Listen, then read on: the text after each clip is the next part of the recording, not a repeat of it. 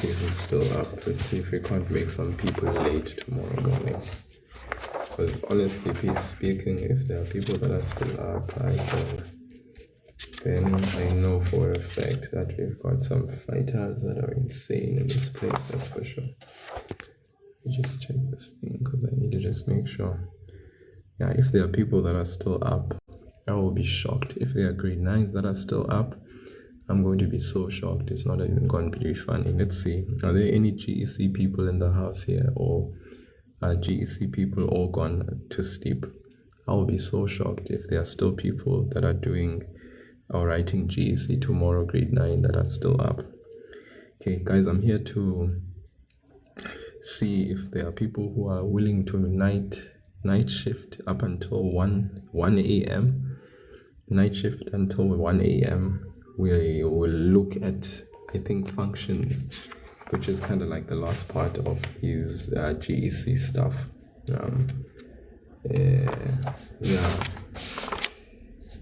Yeah, let's look at this last part. Okay, I think we did the Maria question. Now it's time to step into question 41 of paper 1. All right. Yeah, let's look at this, guys. We were actually going to be here. All right. Please, I don't really need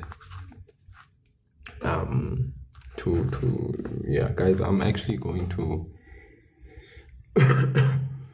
I'm going to start off from question 41 of the GEC paper, and I want to be able to explain, so we'll move from this part because this here obviously is equations to functions. So just be patient, guys. Let's go through it. I'll be going to sleep at 1 o'clock, 1 a.m. So if you're going to sleep then, great. Then we can just go together. 41 says the perimeter of a square is given as p is equal to 4x minus 1 and p is equal to 16 centimeters. What is the value of x? So here we are given the perimeter of a what? Of a square. But this perimeter, guys, we are given it in terms of x. The perimeter is the total distance around a shape. Okay, total distance around a shape. So we are told here that the perimeter of a square is given as p is equal to 4 into x minus 1. So let's just write that down, 4 into x minus 1. Whereas we are told that the actual numerical length of perimeter is actually equal to 16 centimeters. So that means these are two values that are equal. So what we simply do here is we equate the two values, 4 into x minus 1 and 16. Then what we do, guys, when we solve for x, guys, surely we know that when we solve for x for an equation like this, we 4 into x minus 1 is equal to 16. We take the 4, we distribute it to the x, and the 4 we distribute it to the negative 1. 4 times x is 4x. 4 times negative 1 is negative 4. All right, and then at the end, it's equal to 16. When we solve for x, guys, we take the negative 4 over. The negative 4 changes to positive 4. We get 20. 4x is equal to 20. Then thereafter, guys, we divide both sides by 4. We get x is equal to 5. Okay, very nice. Very well done. Tume Domanda. I can see you there in the comment section doing the most. So x is equal to 5. Okay. Divide 16 by 4. 14. Remember, we took the negative 4. Transpose it. 16 plus 4 is 20. Then the 20 we divide by 4. So basically, just a recap again. We said the perimeter of a square is given as, remember, this is already the perimeter of the square, 4 into x minus 1. Then they tell us that the actual perimeter, guys, the actual perimeter of the square is 16 centimeters. Then they are asking what is the value of x. Okay, so we can simply just take the perimeter of the square in terms of x, and then we can make it equal to the actual perimeter of the square, which is given in as a numerical value. Okay, so we take 4 into x minus 1, we make it equal to 16, and then all we do there is we solve for x so that we can get the answer of beautiful, amazing 5. That is the value of x as it relates to the actual what? The actual, Let's move on. Let's look at number 42. Y is equal to x squared minus 1. They are asking us here, which ordered pair does not satisfy the equation? All right. Remember, ordered pairs have an x value and a y value. So we are being asked which ordered pair here is not going to satisfy the what? This equation. So currently, as we look at the x value, which is -2, and the y value, which is 3, that one is that one there, -2 and 3. And apparently when we substitute that -2 in the equation, -2, the whole thing squared, gives us 4. And then 4 minus 1 gives us 3. So this here, this ordered pair satisfies this equation. Remember guys, -2, the whole thing squared, gives us 4. And 4 minus 1 gives us 3. So this ordered pair does satisfy the equation. We are looking for one that does not satisfy the equation. 0 and -1. 0 and -1 are there. Let's check 0. When we substitute it here, 0 squared gives us 0. Minus another -1. A negative times another negative gives us a... I'm kidding, guys. So it's 0 minus 1, sorry. 0, if we substitute it here, gives us 0 squared gives us 0. 0 minus 1 gives us -1. So this ordered pair also satisfies the equation. So that's fine. Let's look at 1 and 1. Apparently 1 and 1, if we take 1, we substitute it into the value of x. What's 1 squared? 1 squared, guys, is 1. What's 1 minus 1? That gives us 0. Doesn't seem like when we substitute 1, we get 1. When we substitute 1, we get 0. So that means 1 and 1 do not satisfy the equation. Let's look at this last ordered pair. If we take 2 as x, we substitute it in the place of x there. We substitute this 2, we put it in brackets. 2 squared, guys, is 4. 4 minus 1 is 3. This ordered pair also satisfies the equation. So the only ordered pair that does not satisfy the equation is 1 and 1. It is not D. It is not B. It is not A, but it is C. So this is very important. Okay, those who are asking, can you have the answers? The answers are already uploaded onto my TikTok page. You can check out the actual question paper and the memo, please. Okay, so this one is the one that does not. This does not. Please, guys, read the questions. Please, in your GEC paper tomorrow morning, make it a point that you read the question. Don't just assume that, oh, they're asking me for the ones that satisfy the equation. Read the question. Which ordered pair does not satisfy the equation? This one, you substitute 1 in the place of x, you get 1. 1 squared, which is 1. 1 minus 1 gives you 0, guys. It does not give you 1. All right. So that means it's C that satisfies. Thank you so much, guys, for the roses. I really appreciate it. Let's move on to the next question. The next question says x squared minus 3x minus 18 is equal to 0. x squared minus 3x minus 18 is equal to 0. What are the values of x? A, B, C, or D? Grade 9 GEC. Let's go and write down this question. X squared minus 3x minus 18 is equal to 0. When we factorize, guys, what do we do when we factorize an equation? If it's a trinomial like this, where the coefficient is positive 1, that means we have a highest common factor of 1. That highest common factor of 1 does not change the equation.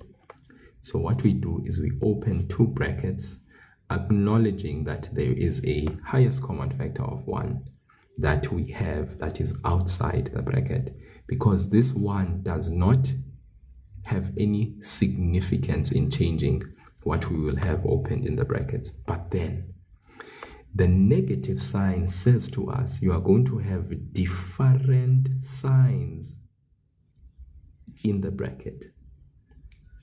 If you have a negative constant, that means you are going to have different signs inside the bracket. So negative 18, and you have a negative middle term. That means for your different signs, the highest factor of 18 will have the negative sign. The highest what? The highest factor of negative 18 will have a negative sign. So let us proceed. First and foremost, we know we're going to have different signs, a positive and a negative sign. What are the factors of 18? We have 18 and 1, we have 9 and 2, we've got 6 and 3. We know that the highest factor is going to have a negative sign. So we are going to label all our highest factors as having negative sign. Then of course the other factors are going to have a positive sign. We know when we multiply these, we are going to get negative 18. The question is, which factors will actually, when added together, will give us negative 3? Is it this pair? No, it isn't. Is it this pair? Definitely not. Is it this pair? Yes, it is. So therefore, that means we are going to write negative 6 and positive 3. Then beautiful x and beautiful x will also come into the brackets as our first term, because x times x gives us x squared. That means that is our beautiful answer. So we are going to go there to our options and check which one has x minus 6 with x plus 3. Whether we start with x plus 3 and end with x minus 6, that doesn't matter, because multiplication is commutative.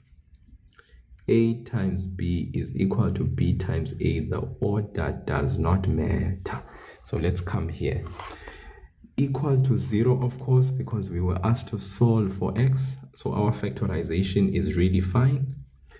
Then after factorizing, we apply what we call the zero factor law.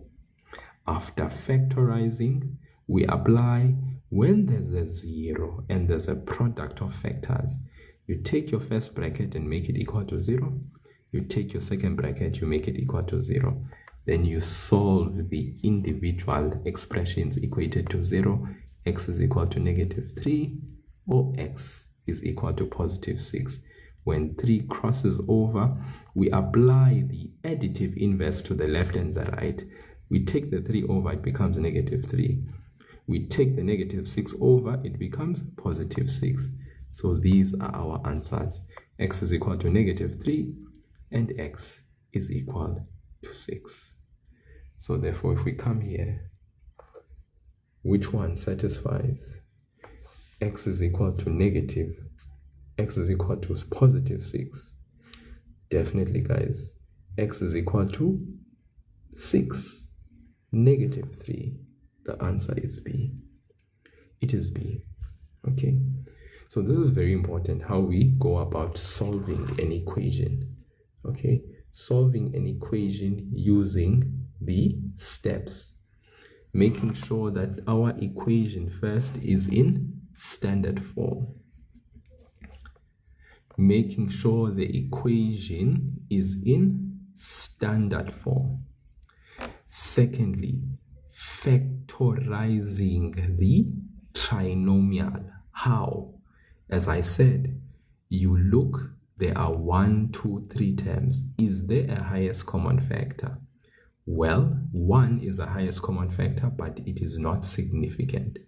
So we open 2 brackets. Okay, open 2 brackets. When we open 2 brackets, guys, thank you, Zanele, for the rows. We look at the constant term. This is negative 18. This constant term, which is negative 18, says what to us? It says we are going to have different signs in the bracket. Why do we know that this negative 18 says we are going to have different signs in the bracket? It's because that's what a negative constant term says about our expression when we factorize. Different signs in the bracket. If there was a positive here, it wouldn't say different signs in the bracket. It would say we are going to have the same signs in the bracket. Thank you guys for the rows. So because we have a negative constant, it says we are going to have different signs in the bracket. Then we look at this negative sign. This negative sign is saying to us, because we are going to have different signs, the highest factor from the factors of 18 is going to have the negative sign. I repeat, the highest factor in our bracket is going to have a negative sign.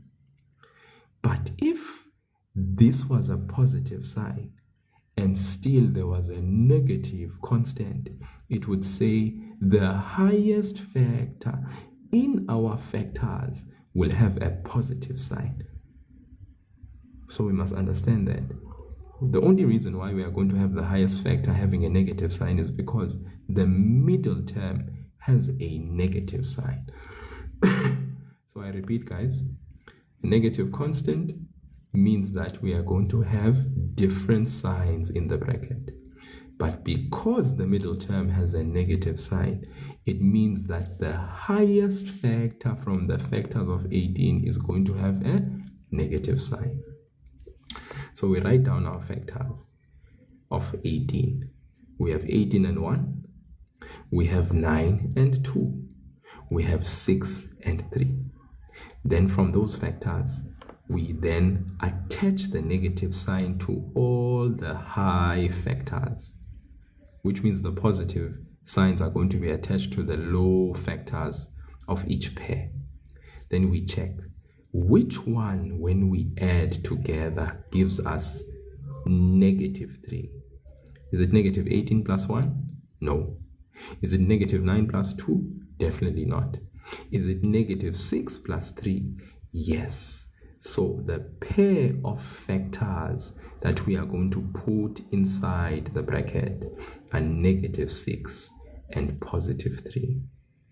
So we put those in there, and equal to 0 is there. Those people that are saying there's no need to put 1, you are correct. There is no need to put 1. But I am just putting 1 there so that you realize that the unseen, invisible one, even though you may think it's not there, it is there. All right? Sometimes he appears and he is seen by a few.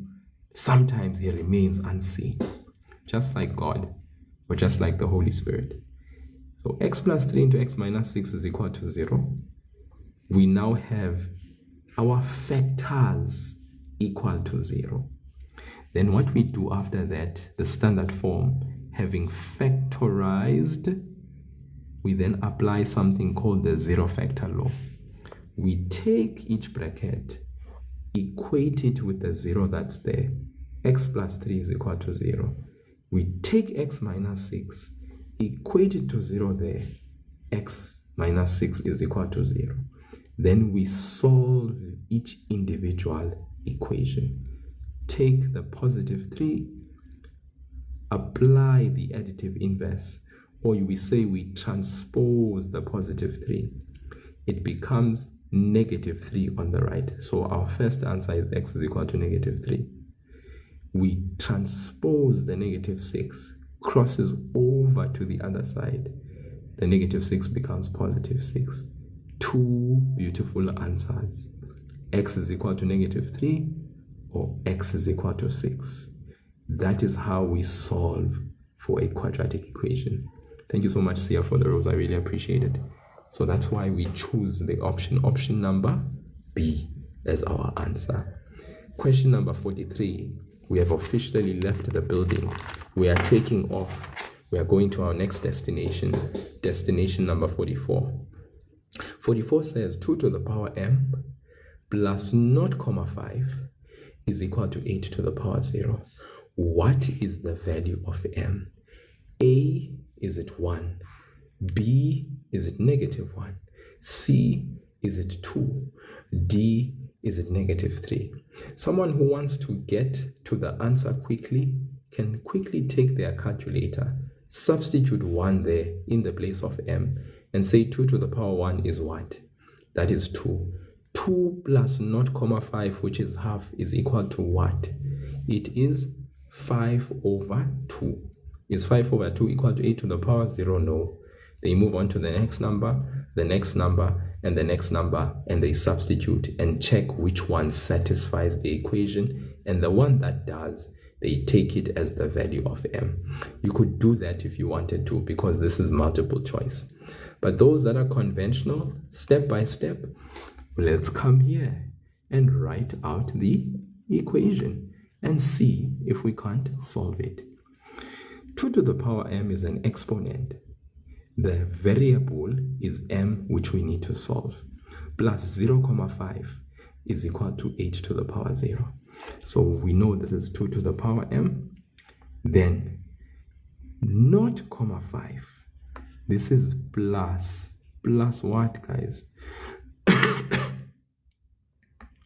What is this, guys? 0.5. This is actually a half if we write it as a fraction. What is 8 to the power 0? Guys, 8 to the power 0 is 1. That's what it is. We take the half over to the other side. This is 1 minus half. Why do we take the half over? Because it is going to join the like term, that is a constant term, on the other side. We take half over, it's minus half. 2 to the power m is isolated on its own. Does that make sense? Then here, what is 1 minus half? You can use your calculator, guys. 1 minus half, guys, 1 minus half is half. 1 minus half is half. On this side, we're left with 2 to the power m. Are we together? We have isolation of 2 to the power m. We have half on the right hand side. 2 to the power m is equal to half, can be written as 2 to the power negative 1. We are using the law of exponents that says if a base is written to a negative exponent, we can write it as 1 over that same base raised to a positive exponent, or vice versa. 1 over a to the power n can be expressed as a to the power negative n. So this can be written like that if we're wanting to write it as a positive exponent, or this can be written back as that if we want to write it as a negative exponent. So a half can be written as 2 to the power negative 1. When the bases are the same on either side of the equal sign, there's a 2, it's our base. We take the exponents, we equate them. So m is equal to -1. That is the answer for m.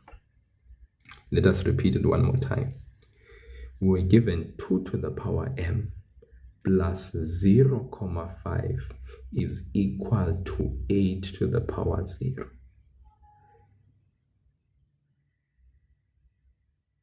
Two to the power m plus, what's 0,5? It is a half. How did we get half from 0,5? Because the decimal 0,5, you can even take in your calculator. If you say 0,5 and you press equal to in your Casio calculator, 0,5 is a half. Okay, you should know this even from earlier grades, converting decimals into fractions. 8 to the power 0 is equal to 1, because any base raised to the power 0 is equal to 1. So that's why we convert 8 to the power 0 and we express it as 1. We now have half, so we transpose half to the right hand side. It is positive. When we transpose it, it becomes negative. So this now becomes 1 minus half. Quickly, what is 1 minus half? It is equal to a half. Since we have base 2 here and it's raised to the power m, a half can be written as 2 to the power -1. Half can be written as 2 to the power -1. Why?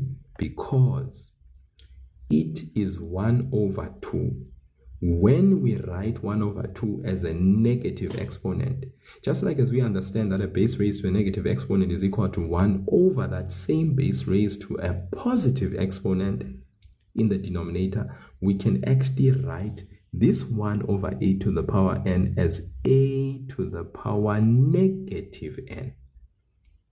So now if the bases are the same in exponential equations, we know that we can drop the bases and equate the exponents. So m is equal to -1 is our answer. Therefore, when we go to our options, which one is correct? It is B. Okay, it is B. B is equal to -1. That is the answer for m. And as I said, for those that may feel that, okay, this is multiple choice, I don't really understand nor know the method, then what you can do is you can take 1 and substitute it in the place of m. Okay, and then you check, will it satisfy the equation? If it doesn't, check the next value, substitute it in the place of m, you substitute 1. Okay, then you can actually eventually get the value that satisfies the equation. When you do, then of course you are going to select that option. You can move on to the next question. That is for people that basically feel like, you know what, solving an exponential equation for me is not really something I can do. So you can look at the options, substitute the values, use your calculator, and then check which one actually works out. That is just a strategy to actually really, address a situation that may probably be a difficult one for you. Okay, 545. 6x over 3 minus x is equal to 4x squared. They are asking us here to determine the values of x. Is the values of x A, B, C, or D? Now, in as much as people may know the answer, the question is, can you arrive at the answer using the method that you know when you are solving an equation? So let's just write out this equation quickly so that we can check if we understand the method. 6x over 3 minus x is equal to 4x squared. This equation is a quadratic equation. Why do I know that? Because I can see that the term with the highest exponent is actually 2. This is the term with the highest exponent, and that is a quadratic equation because it has a term with its highest exponent, which is 2. Now we have 6x over 3 minus x is equal to 4x squared. This equation currently is an equation that has a constant denominator in the denominator of this fraction. That's a problem. So what we do then is we check what is the LCD. Okay, what is the LCD? What is the LCD in this equation? So we can see, guys, 3 is the LCD. So since 3 is the LCD, we write it down. 3 is the LCD. Then step number 2, we multiply each term by the LCD. Multiply each term by the LCD. Why are we doing that? So that we can get rid of the denominator. Okay, so we are going to multiply by 3, multiply by 3, multiply by 3. By multiplying this fraction by 3, that allows us to cancel out the denominator. Then we are left with 6x. 3 times x is negative 3x. And then lastly, 3 times 4x squared gives us 12x squared. Okay. So I repeat once again, we find the LCD because we can see there's a fraction. We then take that LCD, we multiply each term by that LCD. Why are we doing that? So that we can get rid of this particular denominator. Now, some people could have also just said 6x divided by 3 and gotten 2x. That's also fine. 2x minus x simplifies life, and then you can solve for x. That's also fine. I mean, that's just another way of actually getting to the answer. Okay. So 6x minus 3x, these are like terms. That gives us 3x, which is equal to what? 12x squared. How did I get to the LCD? I got to the LCD because I looked at my denominator. So currently, 6x over 3, this is a denominator. X over 1, we don't have any. We have 1 as the denominator. Over 1, that's a denominator, that's 1. So from 3, 1, and 1, what is my lowest common multiple? Okay, that's what I basically did there. I found my lowest common multiple between 3, 1, and 1. And I could see that my lowest common multiple, okay, is 3. So I took that as my LCD. And then I took that LCD and multiplied each term by that LCD. Okay, so there we have it, guys. Multiply each term by the LCD, multiply that by 3 in the numerator, that cancels that. I'm left with 6x. Multiply that by 3, I got 3x. Multiply that by 3 as well, I got 12x squared. Now, 6x minus 3x gives me 3x. It's equal to 12x squared. And then now what I need to do is I need to write this equation in standard form. So what I'm going to do is I'm going to take the 3x. It will join the 12x squared on this side. And then what am I left with there? With 0. Okay, transpose. So I take the 3x, take it over to the right hand side. I have 12x squared minus 3x. Then from here, very, very nice, what we can then do is that when we have 12x squared minus 3x, we see and we know that this is the standard form of the equation, standard quadratic form. So what we do now is we ask ourselves, is there a highest common factor for this particular equation, right? And I'm sure you can see there is a highest common factor in this equation.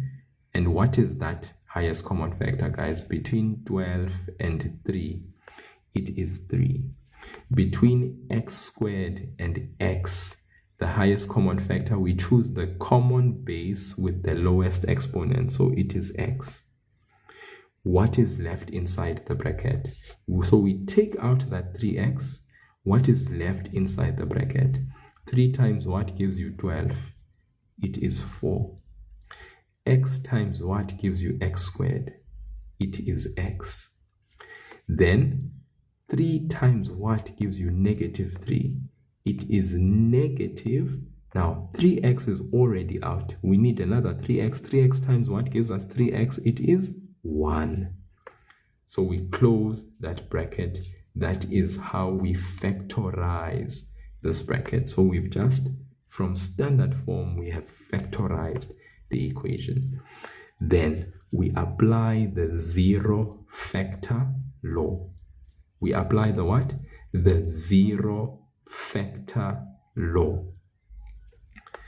So we say 3x is equal to 0, or 4x minus 1 is equal to 0.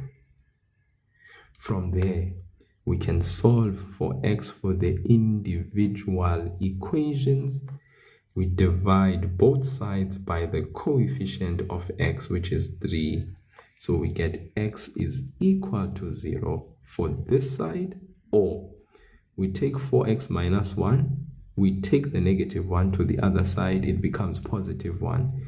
Then we divide both sides by 4. That gives us x is equal to 1 over 4. Those are our two answers. Okay? Those are our two answers. X is equal to 0, or x is equal to 1 over 4. Okay? Yeah. So we looked at this question in another way.